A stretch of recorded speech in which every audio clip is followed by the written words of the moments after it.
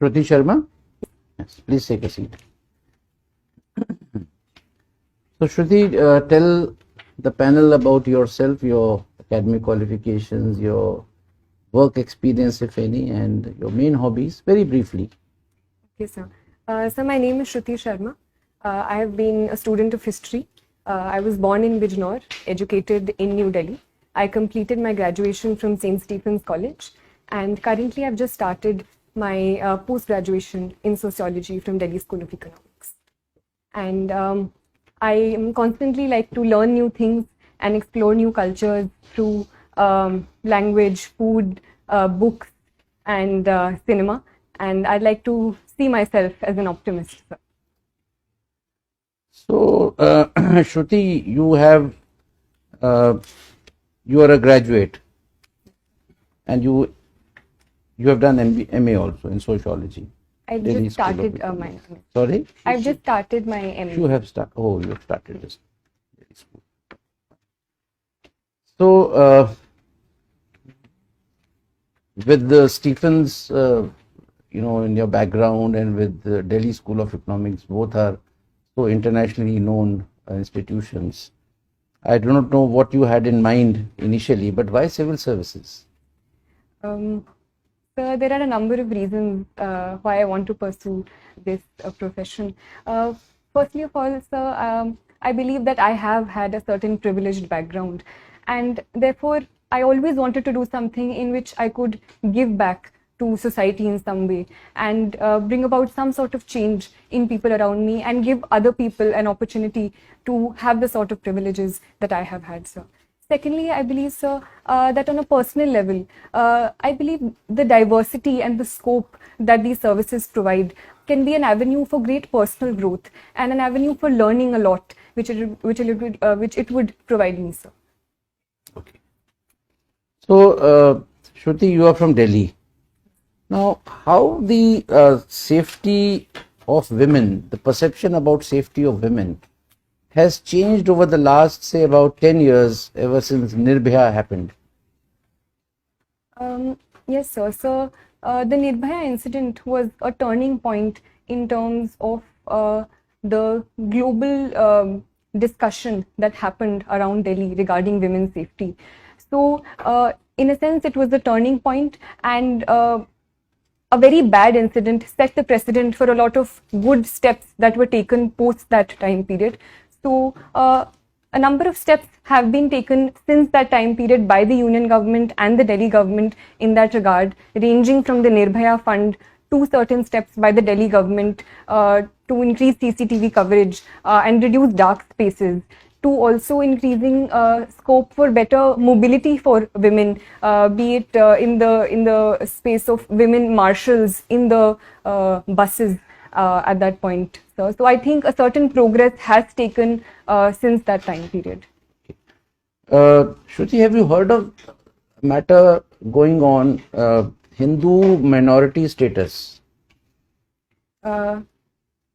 Yes, sir. So I just recently What is read the in the issue, news. if you can just throw some light?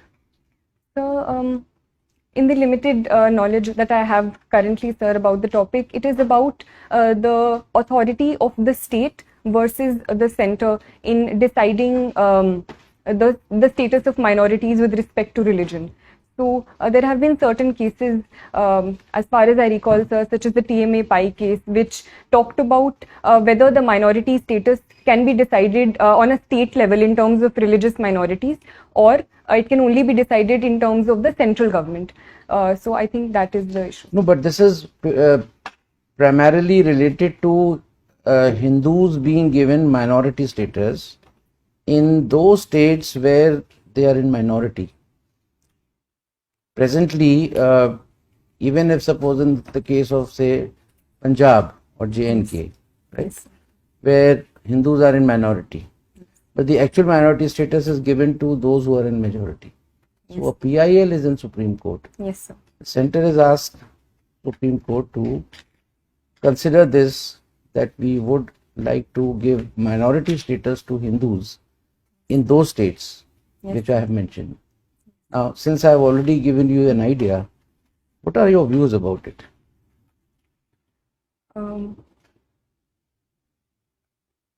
So, the Constitution of India does protect the status of minorities in India as a whole. And so I believe if for certain purposes and for certain positive reasons, the Supreme Court does decide to give minority status in a particular state to reduce atrocities against certain sections within the state, it can be a positive move. Viren sir?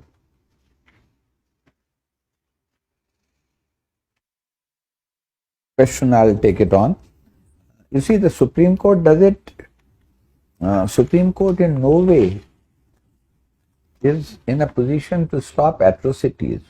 It will only adjudicate a matter in view of the constitutional scheme. What does the Constitution provide? So how do you think it would stop atrocities on minorities, religious minorities at that?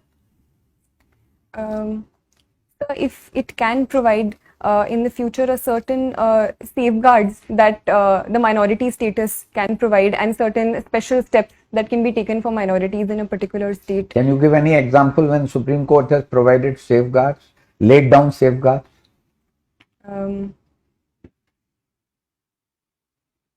You heard of Vishakha's case? Yes. Okay. And you've been a student of history. Yes, sir. Who do you think, whom would you rate as a foremost historian of the later Mughals period? So,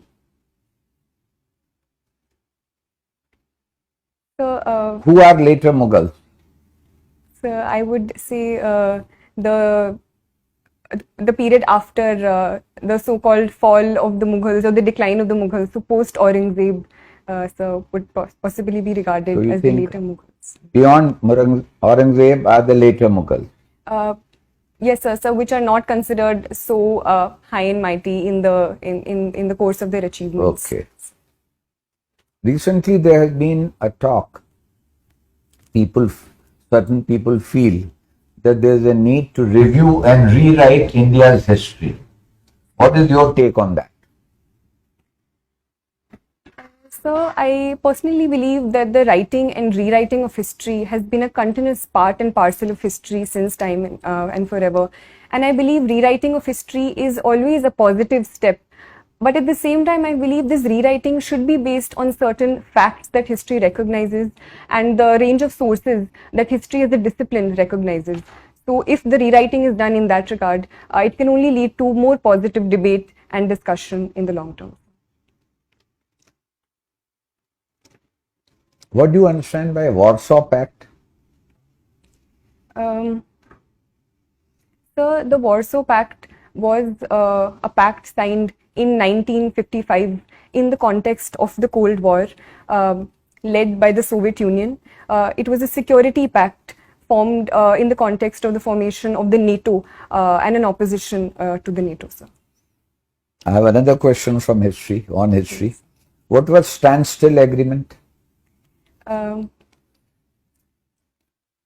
I can't recollect at this point. Okay. In your resume, I found that you took part in parliamentary debates. Now, how are the at school or college level debates different than parliamentary debates? Sir, in college there are a number of formats of debate we participated in, ranging from parliamentary debate to conventional debating to turncoat style of debating, and there were a lot of variations there. The structure of the debate is a 3-on-3 format. So while certain positions were the same, such as opposition, leader of opposition, there was a whip speech as well. But I believe the parliamentary debates at school were on a particular topic. They were more structured and within a certain time limit, sir.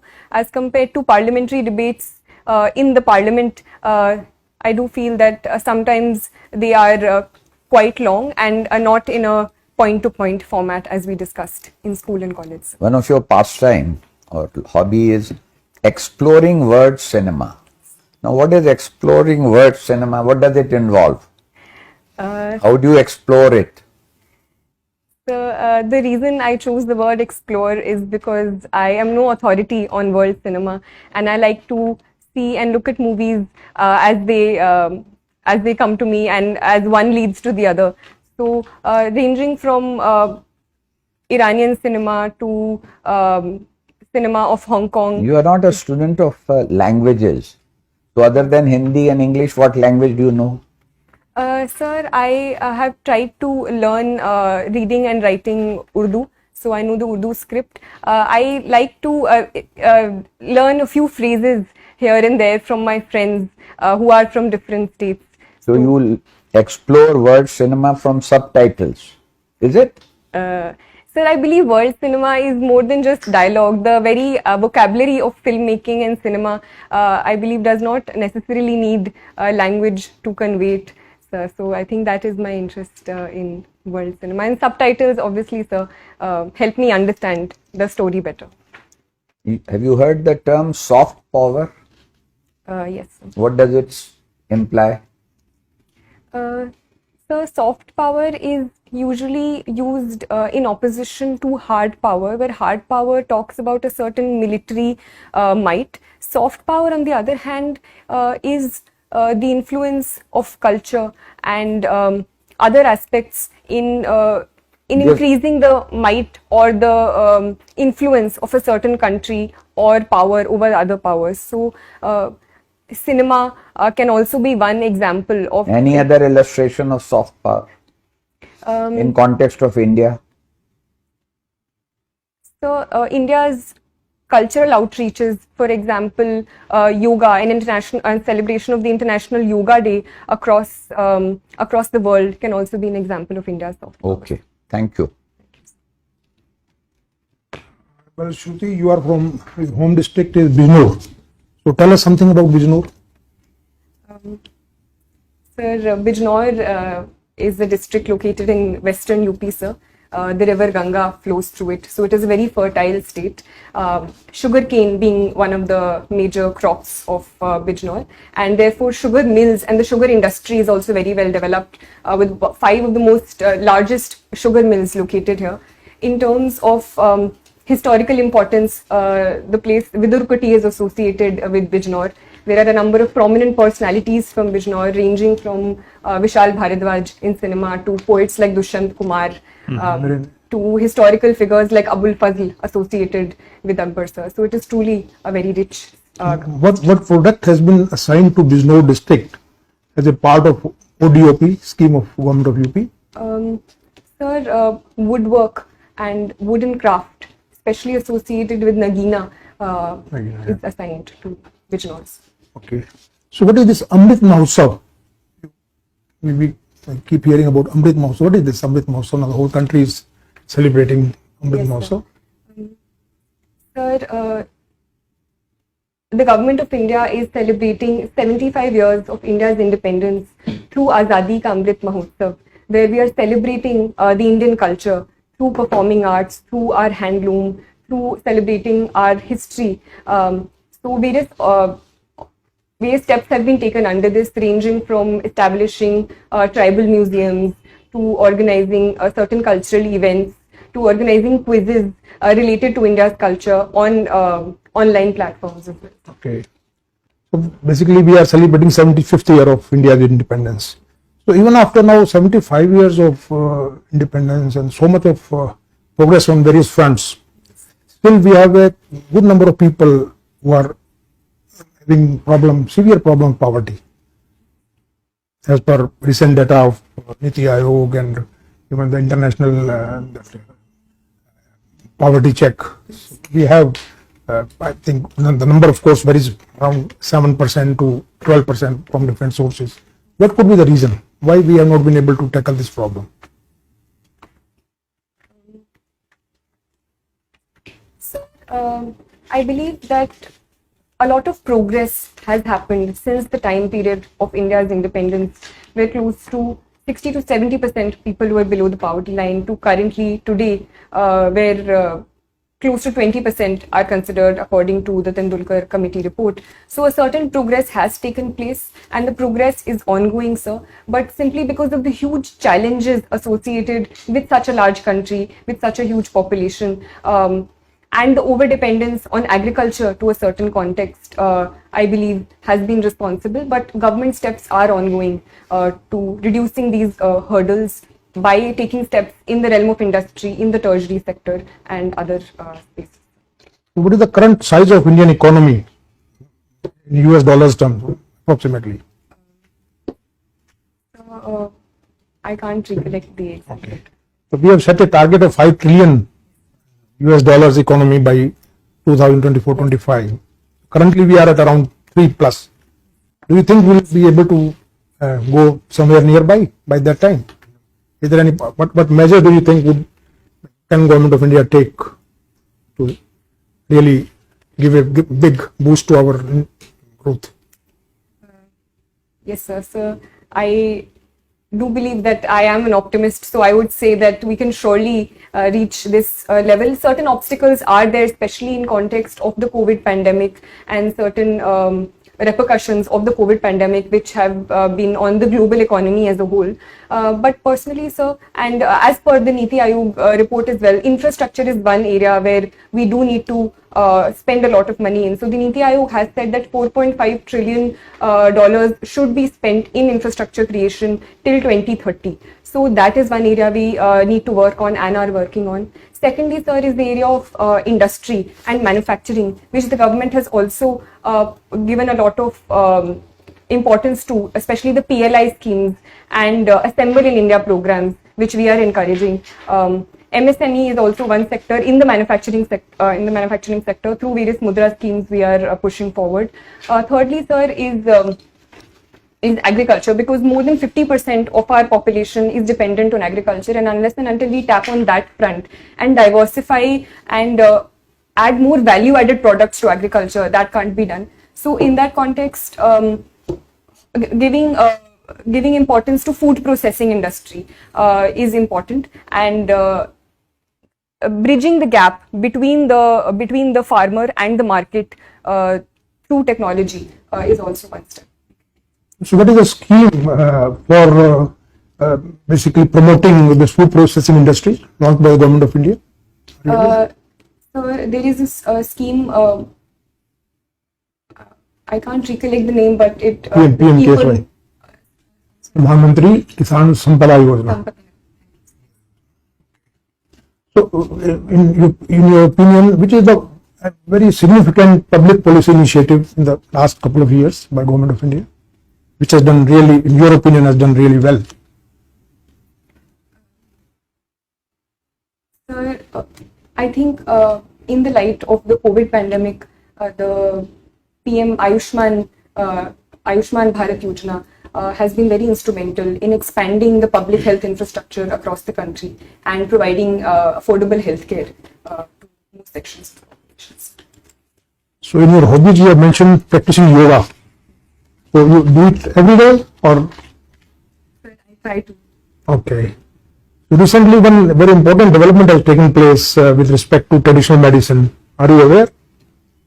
Last 1 week only, and quite something to do with WHO, the traditional medicines. I'm sorry, sir.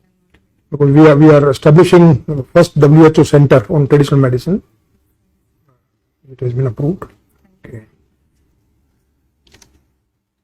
So now, as civil servant, what do you think that you will be, with your knowledge, with your experience, with your education, how do you think you will be fitting into that view of civil servant?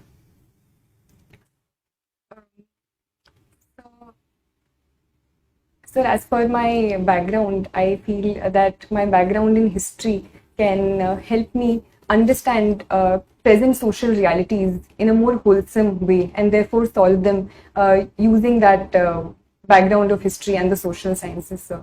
So firstly that. Secondly, sir, I believe I think I do have an ethic of dedication towards my work, and personalized work ethic, where I am able to stick to deadlines and perform work in an organized manner. So that I think can help me, sir. Thirdly, I believe, sir, that I like to work in teams, and I have good interpersonal relationships with people around me, and I have been told so. So that also I think can be an asset. So have you any experience of working in a team in your college or university days? Yes, sir. I was in school. I was in the student executive, and I was appointed as the secretary of cultural affairs. Okay. So we organized all school events and participated in and organized all the events during the entire school year. Thank you. Shruti, you are a student of history. Yes, sir. And you had sociology and studying sociology. What was your optional paper in the exam? It was history, sir. It was history. Yes, sir. Okay. What stand has India taken on the Ukraine war? So Ukraine, India has taken multiple stand on the Ukraine war. It has taken a very assertive stand in first and foremost condemning the violence perpetrated by both sides. So, and it says that it is bound by the UN Charter and stands for UN Charter and territorial integrity and sovereignty of any nation. It has also been talking to both sides and arguing for and asking for a position of dialogue and diplomacy to solve the war and a complete cessation of conflicts. What is India's voting record in the UN Security Council and General Assembly? Sir, I'm sorry, sir. In the context of the Ukraine war, so India has abstained from any resolutions by either of the two sides condemning the other. Is abstaining meaningful, or does it mean that doesn't mean anything?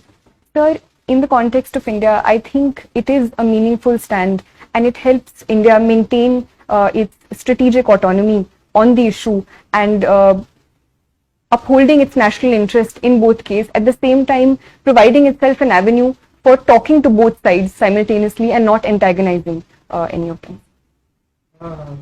Do you think India's relations with Russia, global relations with Russia, are also a factor in this decision? Sir, I believe that India has categorically condemned the violence that is happening. So that is a constant thing which has led to this decision. But at the same time, it has also abstained in the context of making sure that it does not antagonize both sides and at the same time maintains its strategic interests. So. Why is the US so keen to expand NATO to include Ukraine? Why?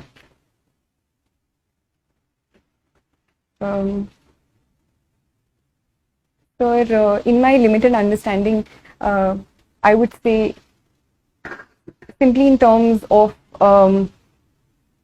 the conflict with Russia and the antagonism with Russia and USA has been on since the Cold War, and simply in terms of increasing its sphere of influence and is something that the US has in mind, especially after the Crimea annexation in 2014 as well. What did Biden say in his speech in Poland? He came out with the real intention to, what was his real intention in extending NATO, including Ukraine? Sir, I'm not aware about this exact He said statement. we want to change the regime in Moscow. Okay. It's a regime change. Okay. And Russia is the real time.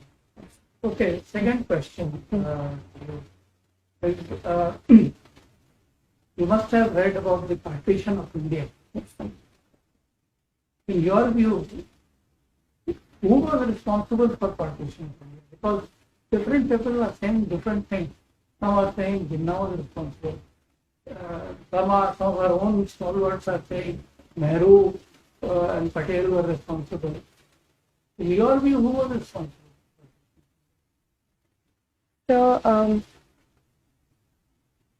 So the unique thing about history is that we never get very direct answers in any case. So there is always a conflict of interest. And I personally believe it was a sum of many things together which led to the partition.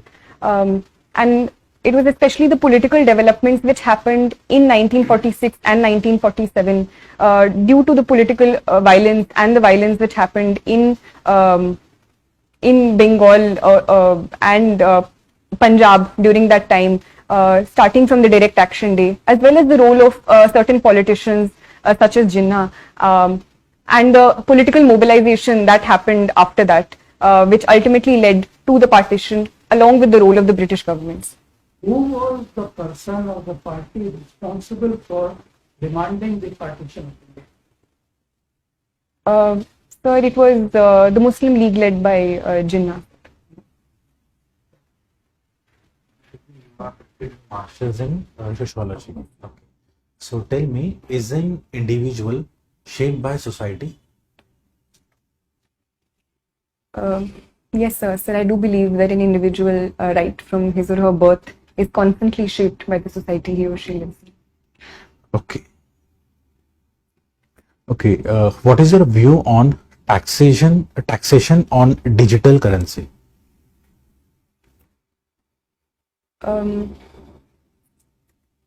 So this was a step that was taken in the context of the current budget, and where cryptocurrencies have come under taxation, sir. Sir, I think it is a good step in terms of bringing into ambit and increasing a source of revenue for the state for a reality that is increasing around the world, and so it is an area which was not under the ambit of state taxation. So I think it is a positive step that this area has been brought under taxation. Okay. You do not seem to be very keen on joining police services. Any particular reason? Sir, I would like to join any services where I have been provided an opportunity, sir. But since I was provided these options, as compared to the other services above it, I personally feel that I am temperamentally more suited for the other services, and I've talked to other friends, and it also involves arms training, and that I would personally be less comfortable with, but I would be overjoyed if I get to perform in the services, and I would do it to the best of my abilities. Thank you. I pass on to Chairman, sir. Shruti, we have asked quite a few questions Yes. so far. Any question any topic which we may not have covered, or some topic which may be of your choice, you would like to ask the last question from the subject of your choice? The poetry is something that I... So poetry, tell me which kind of poetry you recite or write, English, Hindi? Sir, I like to read Hindi, English, as well as Urdu poetry, sir. But one of my favorite poets recently is Sarveshwar Dayal Saxena, sir. So tell me, how have poetries helped in the India's freedom movement?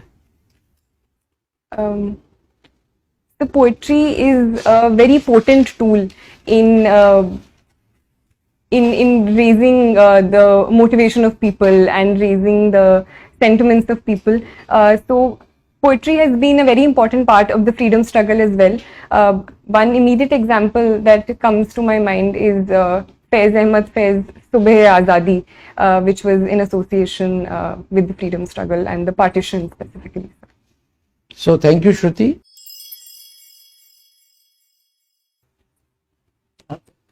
So Shruti, we have good 10 minutes for feedback. Our strong point is that we give, so long as you say that I don't need anything more to know, we will not let you go. Okay, so give your own assessment about how your performance.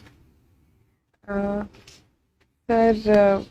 I think my performance was okay, sir. There were a few questions that I feel that I could have answered Like? better. So there was a certain question about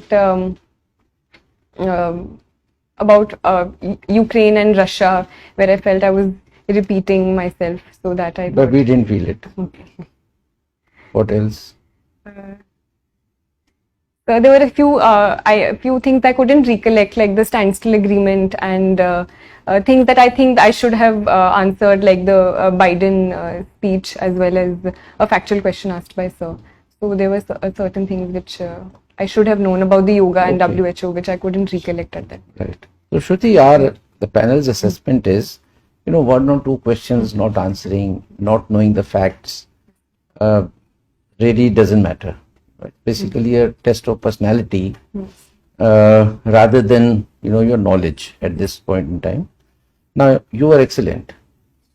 Your performance was very good, and I would say flawless. But it's always good to identify a few loopholes. Some of them you have identified yourself. So not referring to the answers that you could not give, especially knowledge related, but I will certainly point out your little weakness on the current affairs. Yes. You had not read the newspaper of yesterday, today, and that is why you did not know much about the Hindu minority status matter. Otherwise, you would have, just like other answers, you would have very fluently, you would have answered this. Yes. Number two, we were slightly amazed that when the esteemed member asked you about the how much $1 trillion economy India is, you were just blank. And when he again asked another related question, then you were, you were so fluent and thorough in all the matters, So what made you just keep quiet on that question? Sir, I'm not very good with the facts, and so No. I think I need to brush up on. No, that's okay. So my advice to you is generally the facts are not asked, right? However, certain macro indicators you're supposed to know. अब कल आपसे कोई पूछे GDP का क्या है, sir वो fact है ये, तो फिर ऐसे तो एवरीथिंग इज अ फैक्ट. सो अब फैक्ट में होगा कि कुतुब मीनार किसने बनाया, ताजमहल किसने बनाया और कितने वर्कर्स लगे थे ताजमहल में, ये तो नहीं पूछेंगे. But these are broad indicators, inflation, GDP, how economy has gone down up to what was the negative GDP that we registered during the COVID and all. These are things which you're supposed to know. So my advice to you is, when on such a question you were asked and you did not know exact the number, don't keep quiet. Sir, I am not able to, as you had said in many other questions, I am not able to recall. But you knew about $5 trillion economy. You knew. Yes. Immediately उसके बाद कहिए कि sir, I am not aware exactly how much we have recorded this year. However, I am very much aware of the fact that India is aiming to become a $5 trillion economy. Initially, it was to be accomplished by the year 2024-25, and that's all. Then he can ask you. In fact, the basic idea about asking the question was not to test your knowledge as to how much is the. Yes. It was basically to know, because if you are not able to answer the first question, he need not go into the details. No point in embarrassing the candidate by asking a question again and again जिसके बारे में आपने पहले ही surrender कर दिया. So have you understood? Yes, sir. If you know a little bit about it, you can always say, sir, I'm sorry, exact, I do not know. Then they may say, just guess. Now, that also would not be done. But even you cannot say somebody, I was told in the mock interview that you will not ask such a question. You can't. इसका जवाब तो देना ही है. कई बार hazards भी आ जाते हैं. जी sir. But there are certain norms, rules, but there are certain hazards, which are away from the norms and rules that you have to be prepared for. Thirdly, your first question about giving back to the world. You mentioned 2 points. Yes. Giving back what I have accomplished, the privilege. Now, what privilege? You are just 24 years old. अभी तुम्हें दुनिया ने दिया क्या है? right? You can say when you are at the fag end of your career, maybe people like us who have retired, we are giving back to Child Academy, our experiences. So at this point in time, this answer is not apt. But second thing that you mentioned about diversity, you expand that a bit more, right? So public services, the basic difference between whether you are an academician, whether you are a corporate in corporate sector, when you have to choose the civil services, the first thing is that you are joining a public service. You're keen on public service. That is the uniquest part about civil services. तो public services में कई बार ये भी पूछते थे, public service करनी थी तो you should have become a leader, political, you should have join politics. Somebody can ask you. So you can, find an apt reply to that, but वो पूछेगा नहीं ज़्यादा.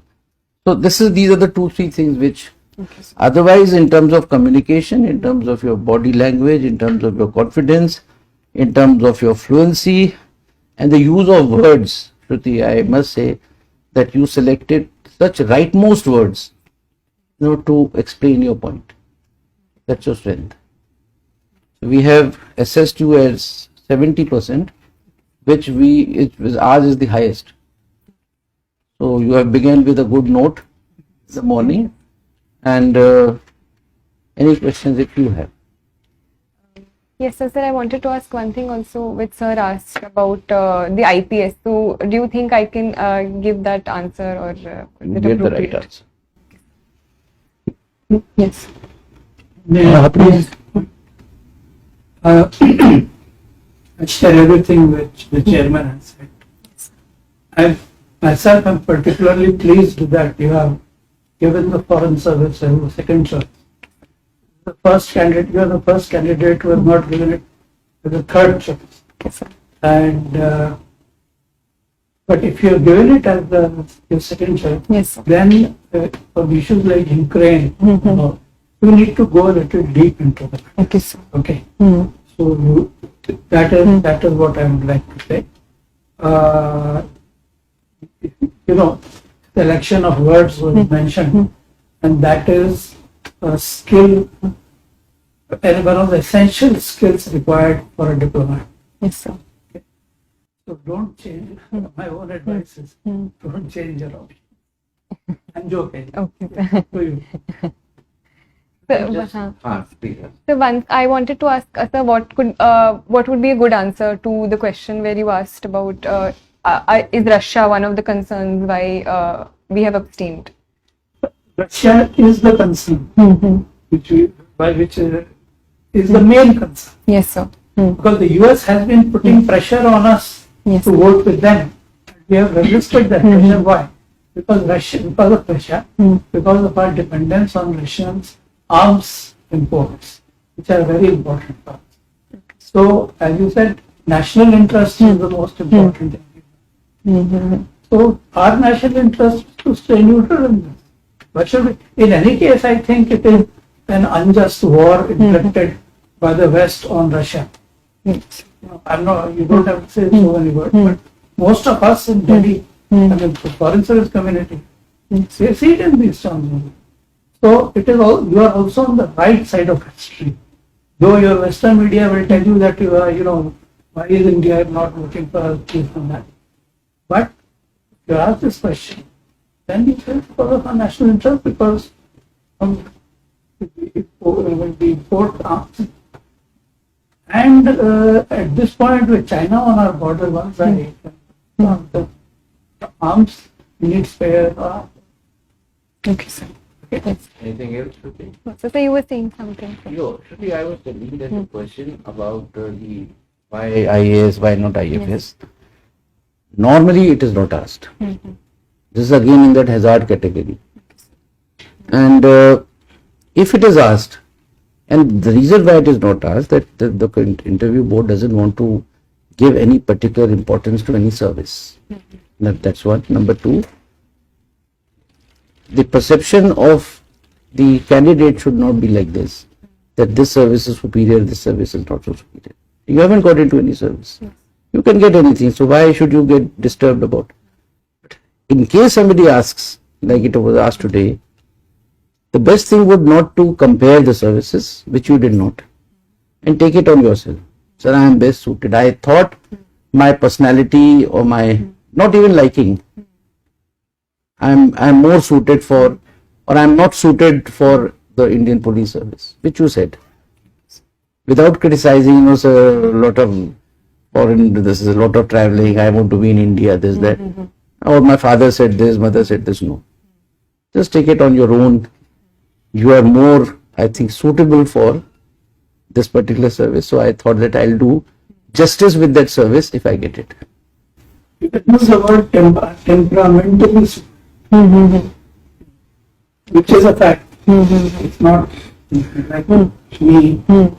And temperamentally not suited to the police. Direct. Yes, sir. Yes.